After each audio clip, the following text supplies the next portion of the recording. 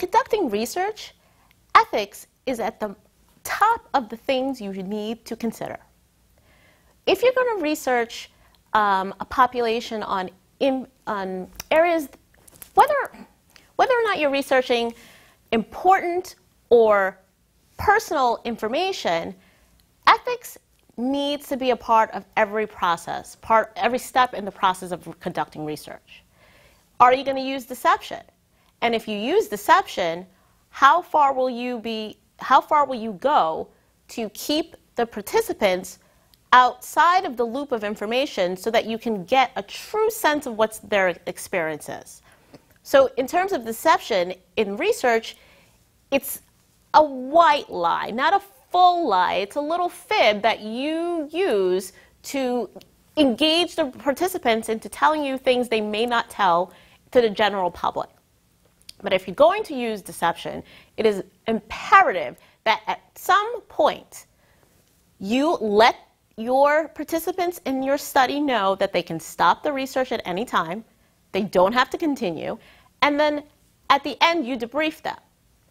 If you're going to use this deception, you have to go through the internal review board or the IRB for whether or not you're using deception, but in addition, especially for deception. If you're going to, you have to use the IRB board, which is the board that reviews your procedures in your research and says if it's okay and ethical for you to do the steps that you want to do in your research. And informed consent, as I previously said, is the ability to, it is you telling the participants at any time they can stop the research. You also have to explain to participants if there's going to be any danger or harm, either physically or psychologically, as in response to their participation in your research. And as an ethical researcher, it is your duty to give clients or give participants in studies the opportunity to say, yes, I would like to participate, or no, I do not. And finally, with debriefing, again, when you are completing your survey, your observation, your research, you need to explain to the participants what was the point.